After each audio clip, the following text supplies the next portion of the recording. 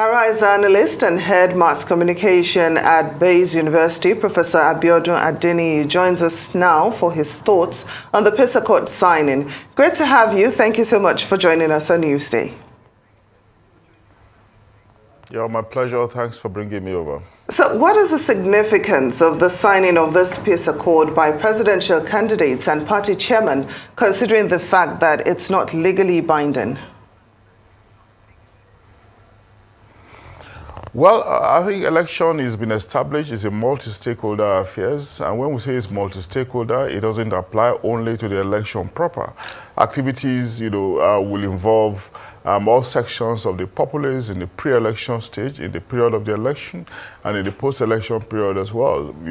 What this one does, is, to provide like a moral compass on the actors, on the need for them, to realize that there's something much more noble, something much more important than winning or losing the election, and that is peace, really. The stability of the system is very, very important, and of course, it is very important for us to be concerned about building peace, because overall, we want the nation to survive, But like you rightly said, yes, it's not legally binding, but of course, it has a way of appealing to consciences, and of course, it could help in moderating activities of participants in the election process.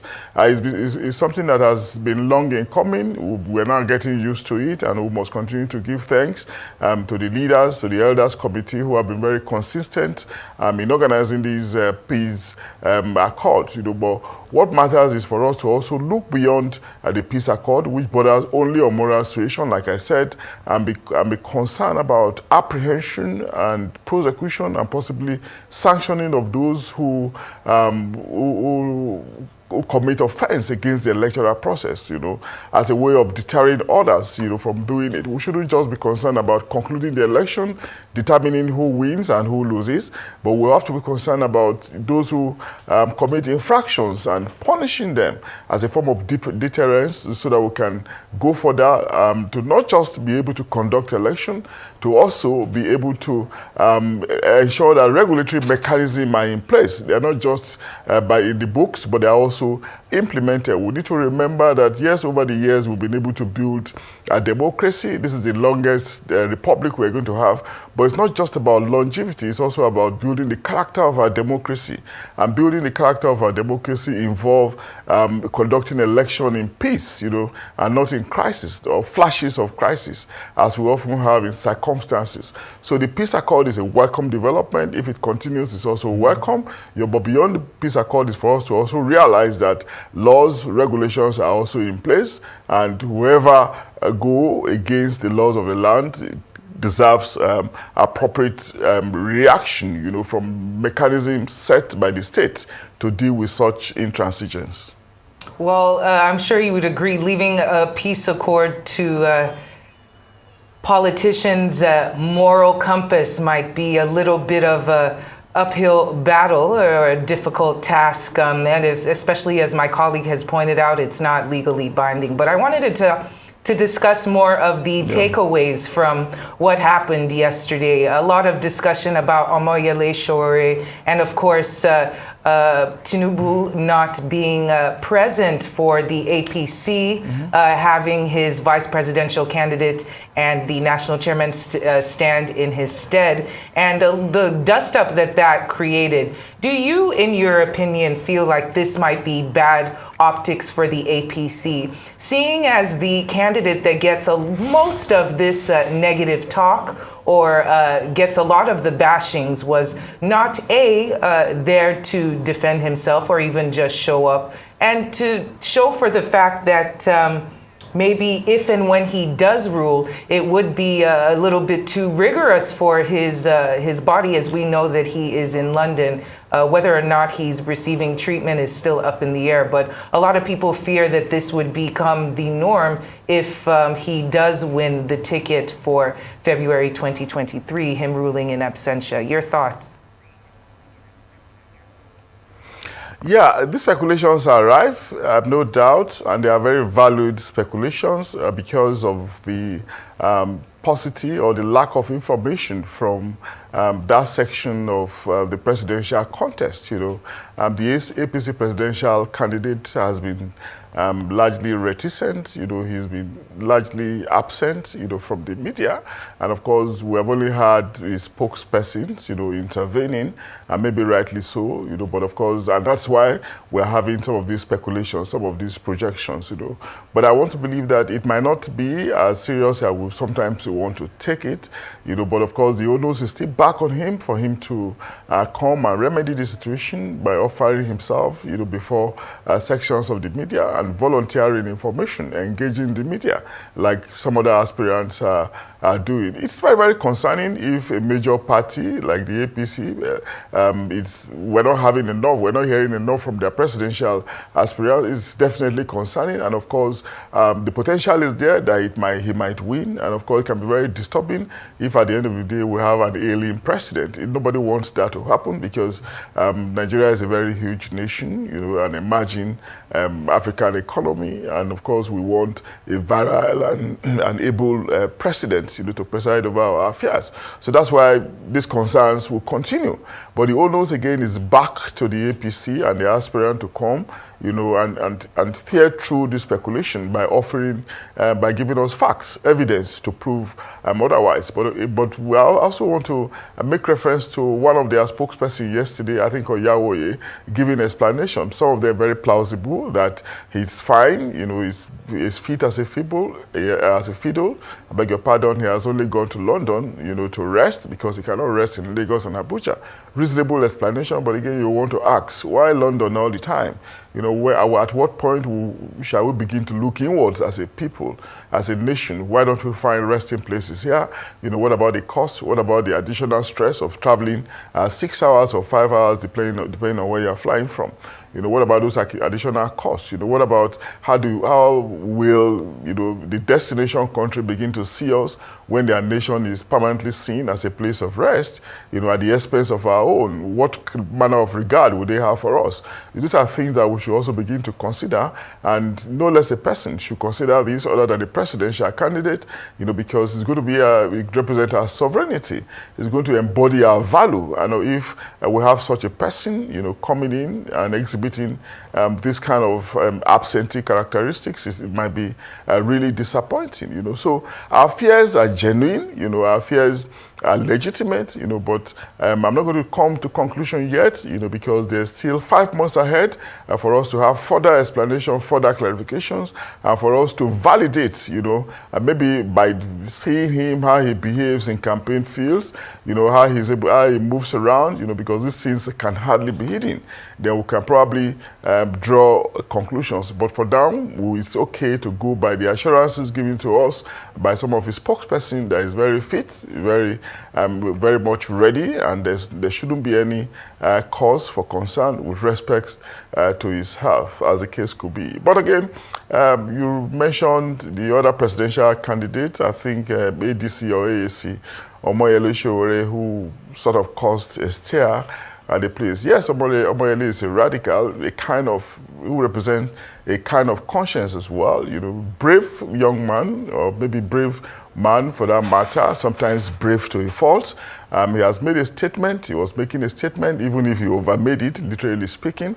But I think he's just an actor in the political process, a political activist, so to say. He has sent a message, but in sending that message as well, sometimes I also believe that we should be moderated in the way we send messages. But his message is very clear, a welcome message that this is not the time for us to be having contestants who will be perpetually absent from the field, who are failing to engage us, because we need to understand the ideas, to appreciate the ideas of contestants, to be able to make up our minds, because we know that the ideas that they share with us will go a long way in helping us to determine the direction we are going to go, and how well they are able to galvanize us going forward, remembering that ideas are largely the bedrock around which nations develop, as the case could be. Well, Professor Adeniyi, the presidential candidates, the party chairman, they've all signed this accord, which, like you earlier noted, is an appeal to their morality. But I'm wondering, how easy will it be for them to persuade their supporters to abide by the terms of this peace accord? Of course, I don't think it's not always easy. This is not the first time we're going to be having these accords, but the fact that it's not really, it cannot be completely productive does not mean we should discontinue the signing process. The signing is very, very symbolic. It can appeal to consciences. It can help people to be moderated. It can help leaders to rein in on their supporters, to be calm, not to be die-hearted in the electionary process. So it can be soothing, as the case could be. Slightly weaker than black letter laws. So it's just about appealing to our morality largely, but in the past, we have seen it not affecting the behavior of followers who sometimes go overboard, sometimes be more Catholic than the Pope, sometimes be more vociferous, much more than the contestants themselves would do. We have seen it happening in the past. So if it happens again, I'm not going to be too surprised. But again, the onus is back again on the electoral body and on the political parties to continue to create awareness, to sensitize the populace on the need, to be civil, to be cautious, and to avoid violence in electionary process, realizing that, this is not going to be the first or the last election. And of course, if you go with this election, the world is not going to stop because you have gone, There's no need for us to be die-hearted. This preachment should continue, not just with the electoral body through voter education, through sensitization and awareness, but the political parties as well. And what about other stakeholders? What about other stakeholders? What about citizens, the elites? So different sections have to be responsible, really, because we are supposedly all integral, to the conduction, or to conducting a peaceful, free, fair, credible, and transparent election, as the case could be. And the punishment mechanism, for lack of a better way to describe it, for those who err on this peace accord, or those whose supporters err on this peace accord, because INEC has actually come out to say that they're going to be monitoring for hate speech or any sort of that kind. The use of technology, we know a lot of this hate speech occurs on social media, and not very sure how the government plans to, or INEC plans to monitor it, because surely somebody will err on the side of social media and say something wrong. But what is the punishment mechanism or retribution in order to deter further acts from happening? Because it's one thing to say you'll get punished if you do so, and then nothing happens. The ugly conversations will continue, as we've seen many times in many cases in our country. What are your thoughts on that? Well, we have to understand that social media is an evidence of the age we are in, the 21st century age of gains, increasing gains for that matter in communications technology. And of course, the advent of social media has brought about the liberation of the average citizen, irrespective of the downside. Citizens are largely more integrated, more included in nation building at the level of ideation and intellection, at the level of contribution. Self-esteem, esteems are being boosted on account of the ability to engage on social media. Communication is no longer one-to-many, it's now between many to many, So people are largely more integrated, a little happier, a little more involved, feeling more gratified. So that's the advantage of it, and we can't run away from it. But we also need to realize that every invention, every development in the course of global history has also come with their own downsides, and of course, just like we keep saying that the aircraft, came, and of course there are crashes, motor car came, of course again there are crashes. And what to do is again to tighten our belts and think about some of the things that we've been talking about. One is some level of media literacy, if not permanent, on a long-term basis, maybe on a short-term basis for the sake of the election, so that citizens or those who engage with social media will be able to separate the wheat from the chaff, recognize, what is salutary and what is not. The other one is some long-term sensitization. Maybe going forward, we have to be thinking about boosting our literacy level, increasing our literacy level so that people can also be much more discerning, But again, sometimes it's about individual exposure.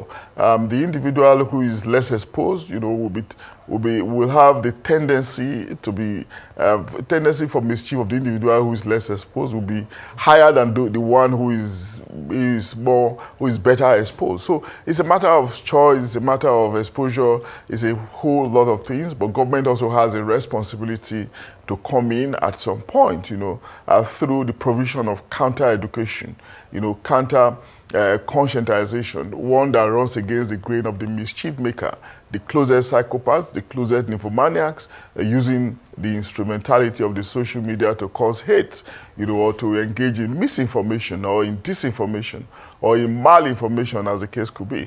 These are elements, of their reflections of the age we are in. Rather than thinking that we can completely avoid it, what we need to do in this circumstance is to think of ways of managing it. And we have seen nations managing these things, across the world. There's nothing stopping us from doing so. Remember, I said it could be a short-term one designed for the election, or a long-term one designed towards improving the education, the literacy level of citizens, so that they can be much more discerning, irrespective of the fact that even the elites are sometimes found among those who manipulate the social media. Professor Abiodun Adeniyi, Arise News analyst, thank you so much for joining us on Newsday.